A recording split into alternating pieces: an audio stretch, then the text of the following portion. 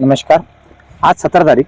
आज आता जवळपास मे महिन्या अर्ध्यावर आलेला आहे आणि आता आपल्याला हळद पीक या सीझनमध्ये जे लावायचं आहे त्याची आता आपण तयारी सुरू करते. तर आज आपण या शेतामध्ये रोटावेटर सुरू आहे आणि आपण आता बेड तयार करून आपलं नियोजन असं यावर्षी की आपण 25 मे पर्यंत हळद लागवड करायचा प्रयत्न करणार आहे. कारण की हळद जर आपण 25 मे पर्यंत लागवड केली तर पुढचा जो कालावधी आहे त्याला जे पाणी व्यवस्थापन आपल्याला करायचं आहे ते योग्य प्रकारे केले जाते आणि हळदीचे उत्पादन वाढण्यास सुद्धा मदत होते. तर शेतकरी बंधूंनो, आपण यावर्षी जी आम्ही हळद घेतली, आज आपण हळद पीक जी घेतलेली यावर्षी त्याच्याबद्दल त्याचं व्यवस्थापन आज तुम्हाला सांगणार आहे. काय आहे, हळद पीक आपण जेव्हा लागवड करतो तेव्हा विविध प्रोडक्ट आपण वापरतो, विविध निविष्ठा वापरतो जेणेकरून आपल्या हळदीचं उत्पादन वाढायला पाहिजे. परंतु हळदीचं उत्पादन वाढण्यासाठी आपल्याला त्याचे वेळेवर नियोजन होणे फार महत्त्वाचे आहे. तर शेतकरी बंधूंनो, मागील आम्ही हळदीला जो आता आपण स्वतः अनुभव घेतला आणि अनुभव घेतल्यानंतर तुम्हाला आज मी इथे शेअर करते की आपली जी हळद आहे ही हळदीची जेव्हा आपण उत्पादन घेतलेलं आहे तर त्याची चांगली क्वालिटी आहे आणि क्वालिटी चांगली असून आपण हळदचं उत्पन्न आपल्याला दरवर्षी समजा हळदीचे उत्पादन आहे हे जमिनीनुसार उत्पादन होते.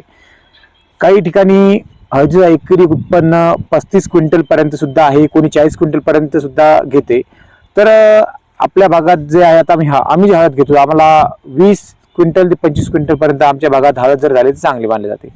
तर यावर्षी साधारणतः उत्पादन सर्वीकडेच घटलेलं आहे आणि 20 पर्यंत उत्पादन यावर्षी आहे, 20-22 पर्यंत. आपल्या दरवर्षी शेतकरी बंधूंनो उत्पादन जे आहे आपल्या हळदीचे हे 22 क्विंटलच्या जवळपास आपल्याला दरवर्षी होते. यावर्षी सुद्धा आपल्याला उत्पादन हे कमी झालेलं नसून 22 क्विंटल पर्यंतच जवळपास 22-23 क्विंटल एकरी उत्पादन आपल्याला झालेलं आहे. तर शेतकरी बंधूंनो, याच्यामध्ये आपण आपल्या जमिनीनुसार उत्पादन आपलं चांगलं झालेलं आहे.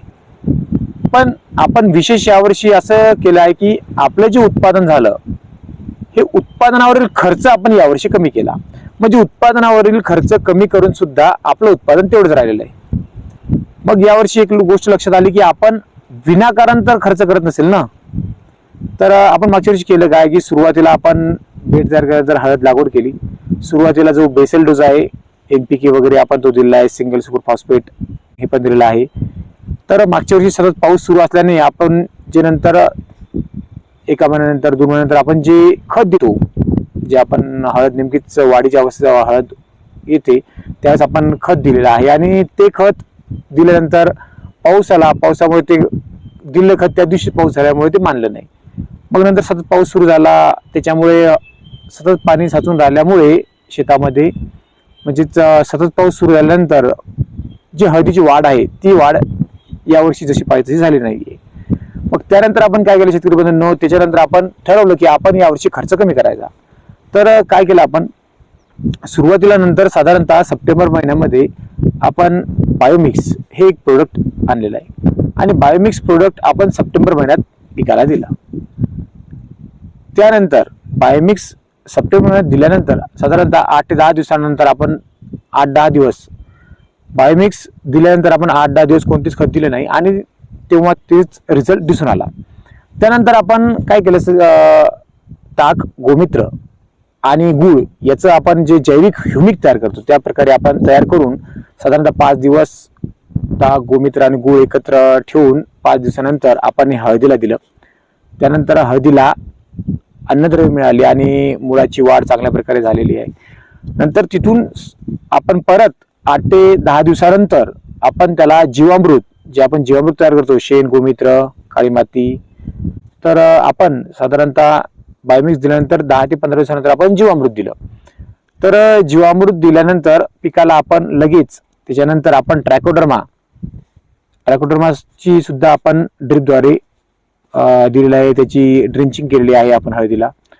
त्यानंतर आपण हळद पिकाला ट्रायकोडर्मा दिल्यानंतर तिथून परत म्हणजे जीवामृत नंतर परत 15 दिवसानंतर आपण हळदीला परत दुसरा डोस हा जीवामृतचा दिला आणि नंतर आपण काय केलं, त्याच्यामध्ये जे NPK कन्सर्शिया राहते, म्हणजे लिक्विड कन्सर्शिया राहतो, जे जीवाणू आहेत, म्हणजे PSB एक आहे, आपण सोडूनच दिलं होतं.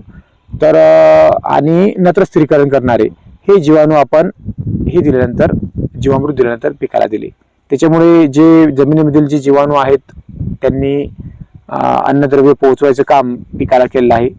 मग त्यानंतर आपण म्हणजे साधारणतः सप्टेंबर महिना आणि ऑक्टोबर महिन्यात हे डोस दिल्यानंतर आपण नोव्हेंबर महिन्यामध्ये विद्राव्य खत 0050 हे दिलं.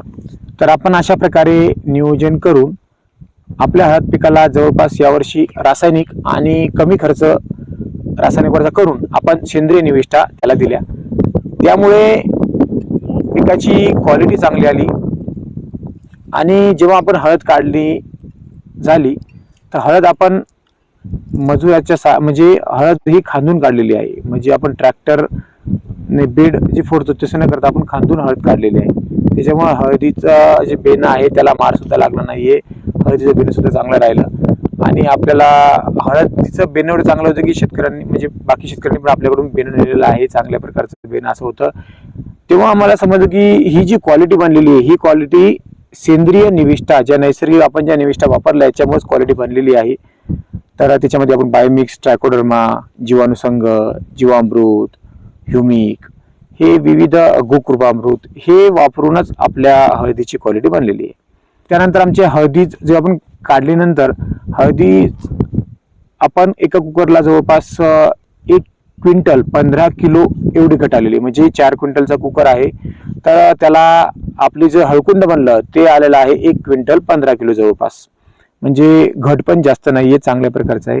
तर अशी चांगल्या प्रकारची हळद आपण यावर्षी घेतलेली आहे आणि याच आपल्या शेतामध्ये आपण हळद घेतली होती. तर यावर्षी आता हे जे शेत आहे या शेतामध्ये आपण हळद यावर्षी लागवड करते. तर मागच्या वर्षी आपण जसं नियोजन होतं तर मागच्या वर्षी थोडं नियोजन आपण मागच्या वर्षी आपला प्रयोग होता की आपल्याला नक्की हे निविष्ठा वापरल्याने काय रिझल्ट भेटते, रासायनिक थोडं कमी केलं. आपण मागच्या वर्षी कीट कोणतेच वापरलं नाहीये, म्हणजेच ज्या कीट आपण देतो म्हणजे जी कीट आहे समजा साधारणतः एक वेळी जायचं 4000 रुपये खर्च येतो, म्हणजे आपला उत्पादन तेवढं जर आलेलं आहे, उत्पादनात काही फरक नाही आला तर आपला जवळपास मागच्या वर्षी 10 ते 15,000 रुपये आपली बचत झाली. तर यावर्षी सुद्धा आपण अशा प्रकारचे नियोजन करत आहे आणि जास्तीत जास्त सेंद्रिय निविष्ठा, जे जैविक निविष्ठा आहेत ह्या वापरायचा प्रयत्न करणार, कारण याने पिकाची क्वालिटी बनतो. तर सर्व शेतकरी बंधूंनी आपल्या शेतामध्ये जैविक निविष्ठाचा वापर करावा, हळद पिकातील जो अतिरिक्त खर्च आहे तो कमी करावा व वेळेवर त्याचे नियोजन करावे. धन्यवाद.